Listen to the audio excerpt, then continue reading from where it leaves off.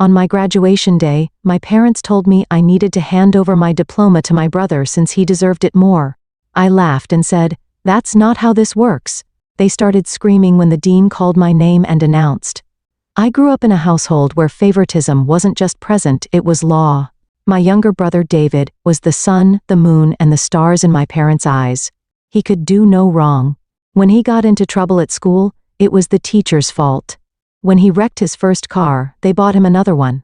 Meanwhile, I was expected to be the responsible one, the one who didn't need attention, praise, or, apparently, basic human decency. But this took it to a whole new level. Let's rewind a bit. I worked my ass off in school. Straight A's, extracurriculars, part-time jobs to save up for college. Everything I could do to secure a future for myself. Meanwhile, David? He was failing half his classes, spending nights out partying, and generally being a walking disaster. Still, my parents worshipped him. I would hear them whispering about how he was so special, and how his potential just needed to be unlocked. Meanwhile, when I asked for help with tuition, I was told, "You're smart. You'll figure it out." Fine. I did. I got scholarships. I took on more work. I made it happen. Fast forward to my college graduation. A massive milestone. I had double majored, graduated summa cum laude, and even landed a job offer months before finishing my last semester. I was proud of myself. Not that my parents ever asked about my achievements. Then came the moment that still makes my blood boil. We were in the auditorium, moments before the ceremony started.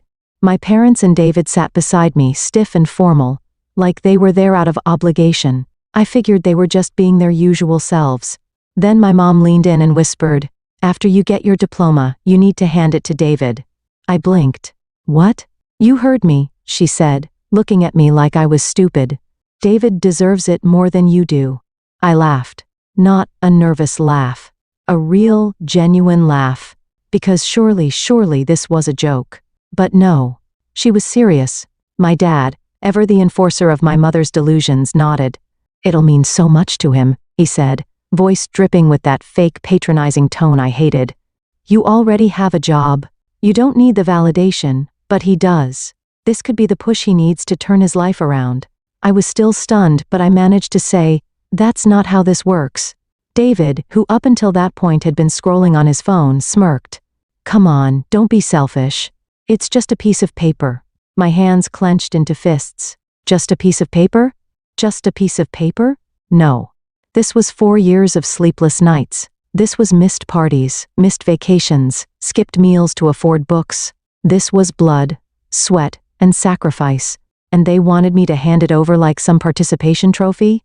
Before I could respond, the ceremony started. I sat there, boiling as the names were called. I barely heard a thing until my name.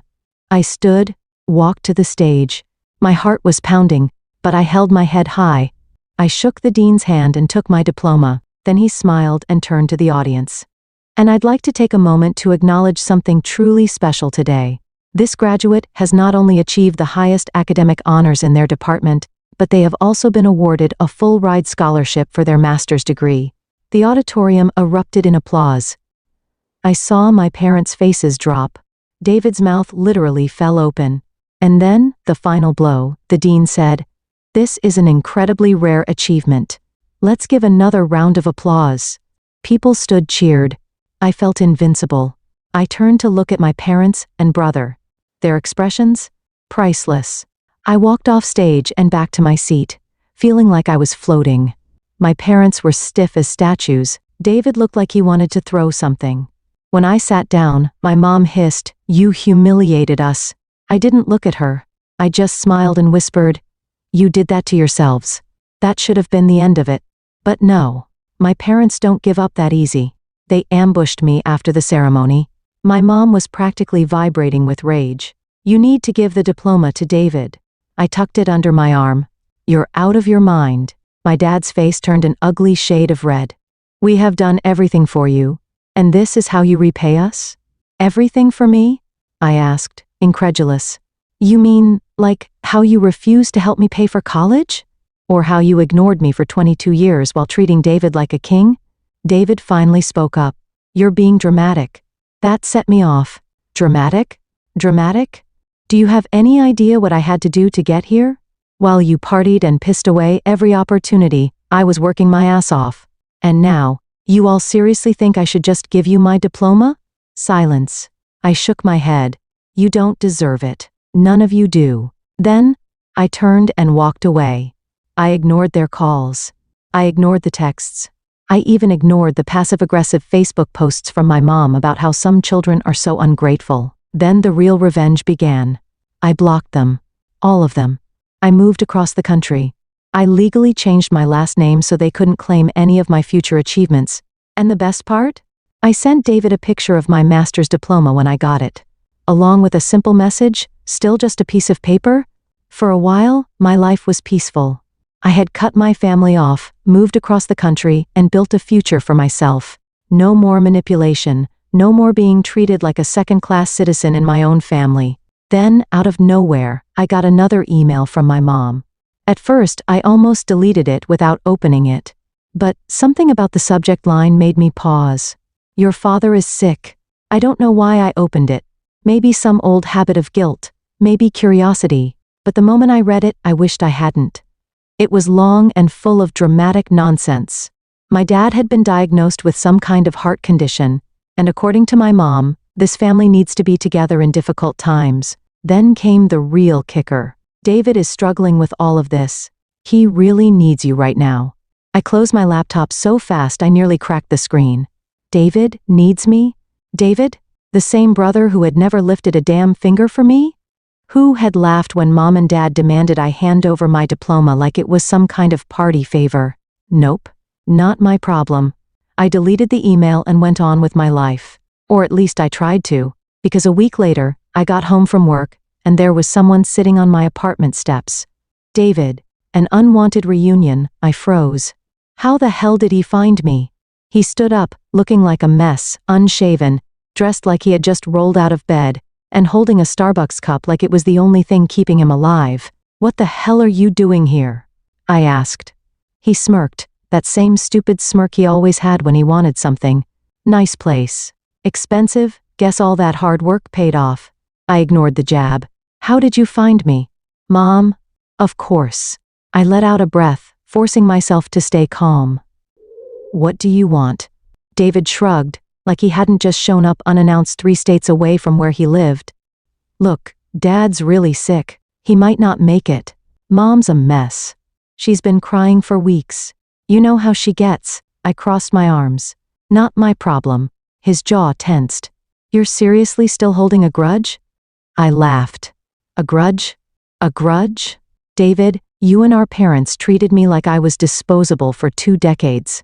And now you think you can just show up and guilt-trip me into pretending we're a happy family? He sighed, rubbing his face like he was exhausted. Look, I didn't come here to fight. I came because Mom needs money. There it was. I let out a sharp, humorless laugh. You're joking. She's drowning in medical bills. Dad's treatments are expensive. The insurance isn't covering everything, and they're talking about taking out loans. I told them. You told them what? I snapped. That I'd pay for it? That I'd fix all their problems? His silence was answer enough. I shook my head, disgusted. Let me get this straight. They spent years ignoring me, belittling me, treating you like royalty, and now, when they need money, suddenly I exist? Jesus, it's not like that. He muttered. Then what is it like, David? I shot back. Tell me, what do they say about me now? Do they even know how hard I had to fight to get where I am? Or am I still just selfish because I didn't hand my future over to you on a silver platter?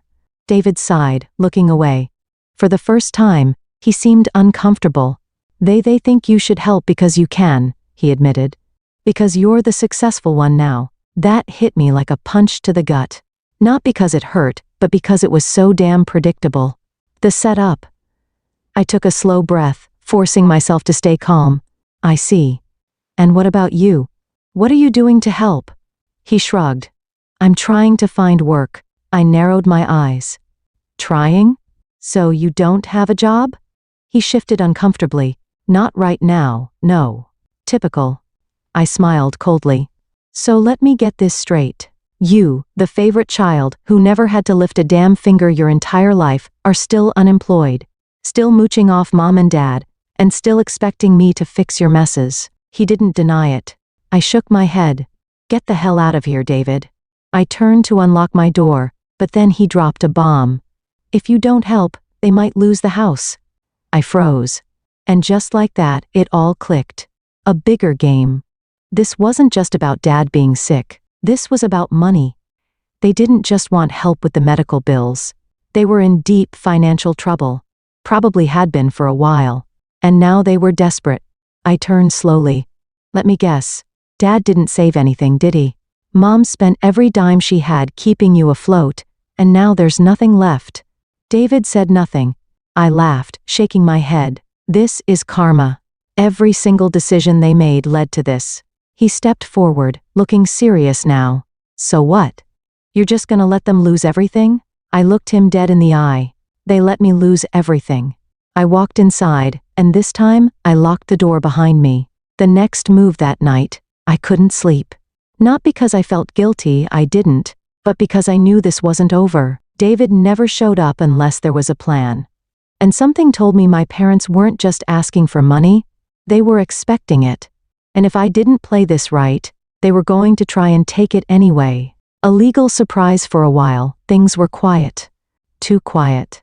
David left after that night, but I knew it wasn't over. My parents weren't the kind of people to just accept consequences. They had spent their entire lives manipulating situations to get their way, and something told me they were about to try one last move. Then, about a month later, it happened. I got a letter from a lawyer. At first I thought it was some mistake, maybe junk mail. But when I opened it, my stomach dropped. It was a legal notice from my parents. They were suing me. For what? Emotional damages and financial abandonment. I had to read it 3 times because it was so absurd I thought I was hallucinating. My parents were actually trying to take me to court because I had refused to provide financial assistance despite being in a position to do so. They had listed things like unpaid medical expenses and lack of familial support as grounds for compensation. I wanted to laugh. I wanted to scream. I wanted to drive straight to their house and throw the letter in their faces. But I didn't. Instead, I called a lawyer. Digging up the dirt, I got on the phone with my attorney, a sharp-as-hell woman named Claire. She read over the letter and laughed out loud. "This isn't going to hold up in court," she said. "It's nonsense. You're not financially responsible for them just because you're their kid. So, what do?" I asked. "Well, we could just wait it out and let a judge dismiss it," she said. Or, she hesitated. I leaned forward. "Or what? You could go on the offensive." I grinned. "Tell me more." Claire explained that if we really wanted to shut this down, we could dig into their financials. If they were deep in debt, lying on forms, or committing any kind of fraud, we could not only get the lawsuit dismissed, but possibly turn it back on them. I had never been one for revenge before. But, after everything they put me through, I was more than ready. A house built on lies. Claire started pulling records. And oh, it was a gold mine. Turns out, my parents had been living a financial lie for years. They had taken out multiple loans they never paid back. They had racked up credit card debt in the hundreds of thousands. They had refinanced the house so many times it barely had any equity left. And the kicker? They had been filing for financial aid using my name. Claire found that they had used my social security number to try and take out a loan, one that had been denied because I had already secured my own student loans and scholarships. They were trying to steal my financial identity. I felt sick. David had said they were going to lose the house. Now, I understood why. It wasn't just about Dad's medical bills. It was because they had spent every single dollar they had like money would never run out. And now, they were desperate. Desperate enough to try and sue their own child. The setup: we built a case against them. Claire helped me file a counter lawsuit for fraud and identity theft.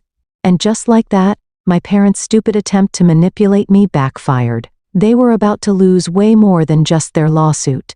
David's panic call. A few weeks later, David called. I let it go to voicemail. Then he texted me. "What the hell did you do?" I smirked. He called again. This time, I answered. "Did you seriously sue Mom and Dad?" he demanded. I leaned back in my chair. Yep, he was furious. "You're ruining everything," he yelled. "They're talking about bankruptcy. They might lose everything." I laughed. "They did that to themselves. Are you serious right now?" He snapped. "They're our parents." "They were never my parents," I said coldly, "not in the way that mattered." He was breathing hard, angry, desperate. "You don't get it," he said. "You're putting us all in danger." I froze. "What the hell does that mean?" David didn't answer right away. And then he whispered something that sent a chill down my spine. "They borrowed money from the wrong people?" My stomach dropped. "David," I said slowly, "who did they borrow from?" Silence. Then, quietly, "I think they're in with the wrong kind of people." I gripped the phone tighter. "You mean loan sharks?"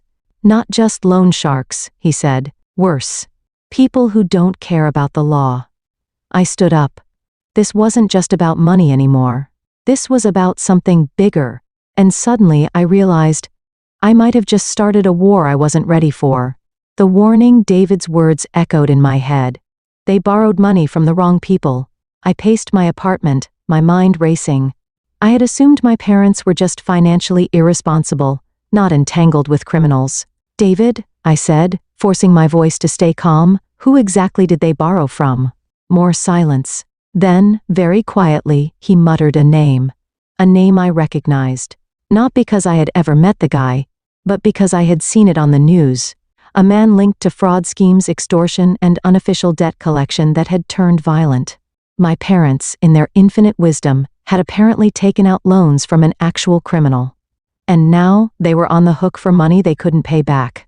The homecoming I didn't want to go back. But I also couldn't ignore the feeling in my gut telling me this was going to spiral out of control. So I booked a flight. When I landed, I went straight to my parents' house. The place looked worse than I remembered. The once pristine lawn was overgrown. The driveway had cracks in it. The mailbox was missing.